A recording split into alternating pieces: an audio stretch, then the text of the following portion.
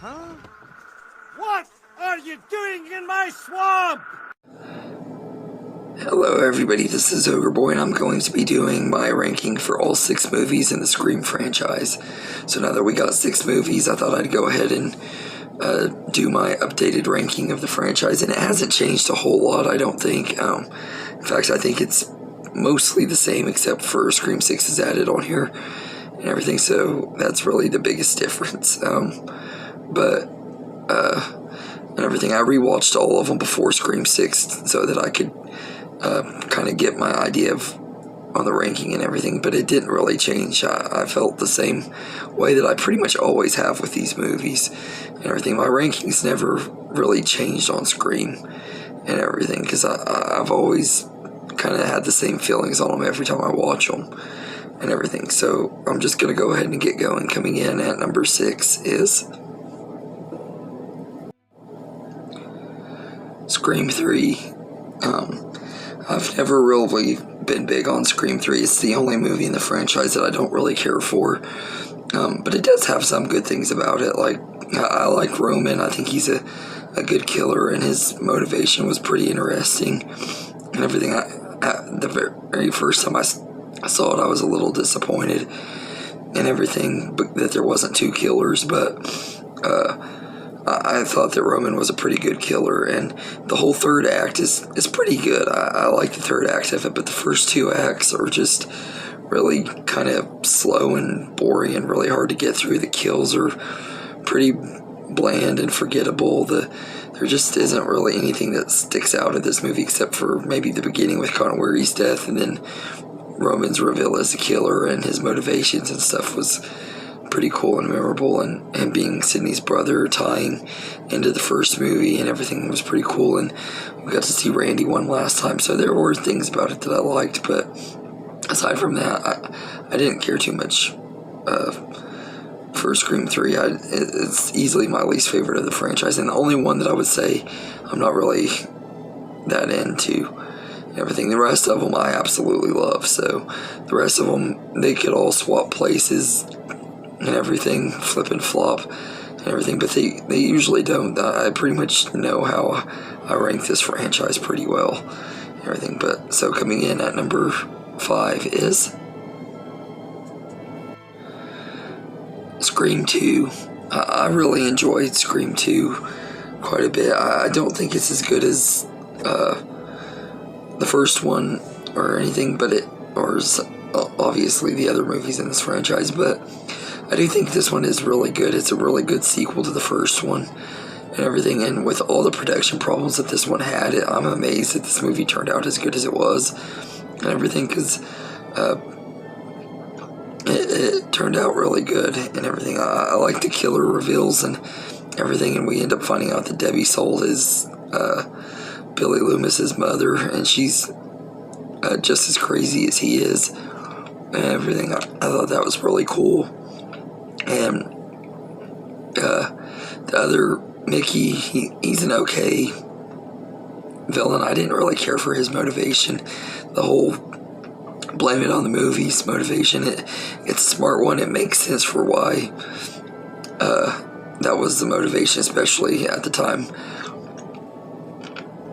that this movie came out, because they were always blaming crime on movies in the news and everything. So it made sense why his motivation was that.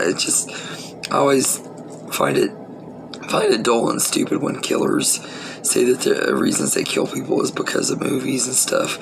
I just always have thought it was dumb and everything, because it's like, killers don't kill people because they saw a movie. They do it because they were deranged killers, obviously, and everything. But Scream 2 is a pretty good movie and everything, so it's number 5, and number 4 is Scream 5. I absolutely love Scream 5. I thought it was really, really well done, and a awesome new entry into this franchise that, like I said, has been so consistent. I was a little bit skeptical that this one wasn't going to be as good, since it was the first one not directed by Wes Craven, and the last time Kevin Williamson didn't write the Scream movie it was Scream 3, which was my least favorite, so I was kind of skeptical on this one, but I had faith because of how great the movie Ready or Not was, which they directed.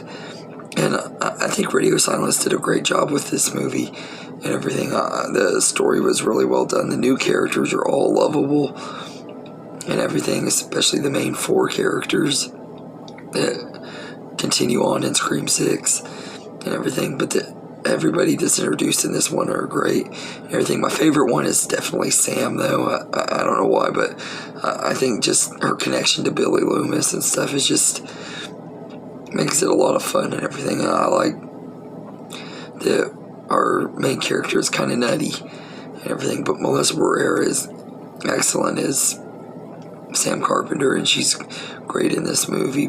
Jenna Ortega, who's great in everything she's in, is great as Tara Carpenter, and you got the supporting cast coming back. This is the one where Dewey finally dies and everything. One thing that I did always say is that if they kept making Scream movies, they were going to have to start killing off the legacy characters, because it's just getting to the point where it's ridiculous that they're always surviving and everything. And this one was the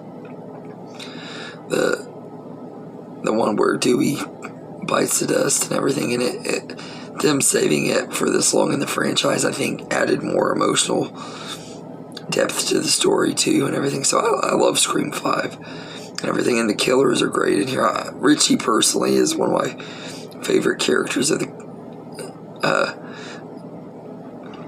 or one of my favorites of the newer killers and everything in this later part, or this second trilogy. If they don't make 7, this will be the second trilogy. Richie is my favorite killer so far out of these new ones, though, and everything. So Scream 5 is number 4, and number 3 is Scream 6. This is the newest entry in the franchise, and this one could move up or down. I debated whether I was going to put this at 2 or 4 and everything, because I really debated on whether I like this one more than 5 or not, or more than my number 2 spot. So this movie could go up or down on rewatch. I've only seen it the one time so far and everything. I'm betting it could change on rewatch and stuff, but it might not.